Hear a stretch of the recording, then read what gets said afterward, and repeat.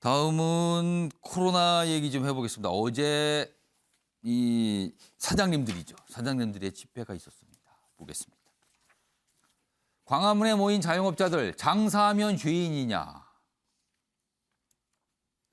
정치 방역 그만해라. 뭐 이런 목소리예요, 지금. 여당 의원들 소상공인 뭐 르네상스 이런 연설만 하는데 자영업자들이 야유를 한 겁니다. 거기에. 여기 이런 표현이 있죠. 웃기는 소리 말라. 이렇게까지 반응이 났다는 거죠. 기사 하나 더 있습니다. 또 우리만 희생. 방역 패스 과태료 처리하라. 자영업자 총궐기. 어제 상황을 이렇게 설명하고 있습니다. 자, 그럼요. 어제 집회의 모습 확인해 보겠습니다.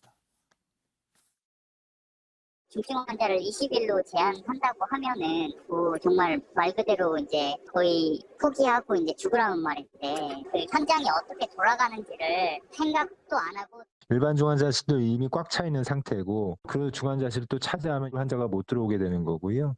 또 인공호흡기나 에크모를 달고 있으면 이송하는 것 자체가 상당히 문제가 될 수 있거든요. 자, 방금 영상에서 확인했던 그 기사 내용 기사로 소개해드리겠습니다. 지금요, 정부 중환자 210명에게 20일 지났으니 병상 옮겨라 이렇게 명령을 했다는 거예요. 그러니까 코로나 중증 환자분들이죠. 근데 20일이면 반드시 치료가 다 되는 거 아니잖아요. 그래서 이런 반응 나와요.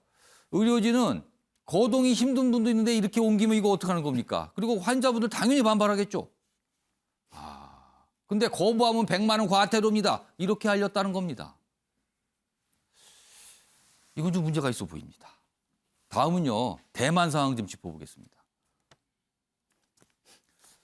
대만 21일 보니까 확진이 없습니다. 확진자 안 나왔습니다. 비결은 과학과 신뢰다. 짧고 강력한 거리 두기 뒤 완화를 했는데 식당 인원 제한 이런 거 없답니다. 다만 식당 안에서 지켜야 할 수칙을 간격이라든가 이런 거 등등을 엄격히 하지만 몇 명만 모이세요 이런 건 없답니다. 노래방 제한 않고 30분 환기 규정.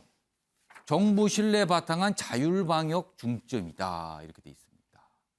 그리고 여기 보시면요. 국민의 자발적 참여를 유도하기 위해서 대만 정부가 한 게 있어요. 3단계 시행 때 그러니까 미리 서비스 업종의 정부 지원을 과감하게 한 거예요. 그리고 고용 유지 위에 세금 감면 역시 지원을 강하게 해줬다는 거죠. 그러니까 불만이 없다는 거예요. 정부와 민간이 힘합쳐 자발적인 공동방역 체제 그리고 정부에 대해서 굉장히 투명하게 공개하고 어떻게 결정된 겁니다. 그 과정도 소개를 하고 있다는 겁니다. 자, 김재섭 전 비대위원. 대만과 우리가 비교된다는 기사입니다. 어떻게 보셨습니까? 좀 안타깝죠. 저희 지금 자영업자들 시위 나가시고 하는 것들 같이 비교해 보면 굉장히 안타까운 사안인 것인데 이 대만과 관련돼서는 사실 우리가 좀 비교를 해서 참고할 만한 사항이 있는 것이 예. 대만이 지금 방역 관련돼서 성공할 수 있었던 것은 선제 조치랑 빠른 대응이라고 합니다. 굉장히 빠르게 대응을 했고 이제 했는데 우리 같은 경우는 어떻습니까?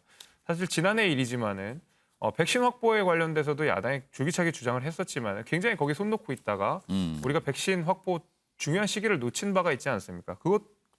그것이 하나가 있는 것이고 두 번째 영업 제한이랑 영업 정지를 했을 때 그에 걸맞는 국가의 보상이 따라와야 되는데 지금 대만 같은 경우에는 충분한 업종 지원이 있다는 것이 아니겠습니까? 하지만 우리는 굉장히 찔끔찔끔 지원해가지고 사실 임대료조차 내지 못하는 그 정도의 돈을만 지금 정부한테 지원을 받았거든요. 예. 근데 그들이 받았던 영업 제한이나 영업 정지에 비하면 정말 한없이 작은 돈입니다.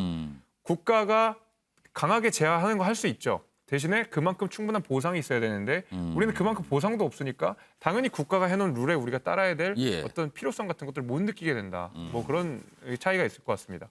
자, 박시영 교수님. 앞서서 소개했던 20일이면 코로나 중증 환자들이 중환자실에서 빠져야 된다는 겁니다. 근데 그러면 일반 병동으로 가거나 다른 중환자실로 가야 되나? 근데 거기도 마땅치가 않다는 거예요.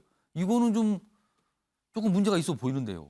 네, 이게 물론 뭐 전제 조건은 붙어 있습니다. 예. 의학적 소견이 있을 때는 의학적인 이유가 있을 때는 중환자실에 20일 넘게 있을 수 있다고 하는데 예.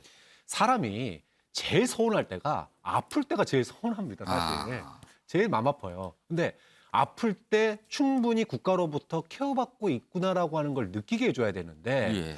이거를 행정명령으로 한다라고 하는 거는 좀 문제가 있다. 안 나가시면 100만 원. 그렇죠. 아. 로드맵이 있어야죠. 예를 들어 신규 중환자들이 계속 발생하고 있으니까 신규 중환자들이 오면 먼저 분류를 하고 이분들이 중환자실에 들어왔을 경우 20일 내에 치료할 수 있는 분들은 하고 안 되는 분들은 또 뭐 중증으로 간다든지 아니면은 고도 위험실로 간다든지 예. 이런 식으로 로드맵으로 만들어서 환자들이 아픈 사람이 많으니까 수긍할 수 있게 만들어야지 이거를 갖다가 20일 안에 특별한 사유 없이 계속 중환자실에 있으면 100만 원 벌금 내세요라고 얘기를 하면 예. 쫓겨난다는 느낌을 받아요. 벌금은 아니고 과태료긴 하지만 그렇죠. 이거 압박으로 느끼잖아요. 너무 그렇죠. 그렇게 되면 굉장히 서운해지는 겁니다. 아. 국가가 나를 보호해 주는 게 아니라 나를 떠밀고 있구나라고 생각이 되면 예. 굉장히 서운해지는 거예요. 좀 그런 점에 있어서 행정 편의주의 아니냐. 조금 로드맵으로서 국민들이 동의할 수 있게끔 예.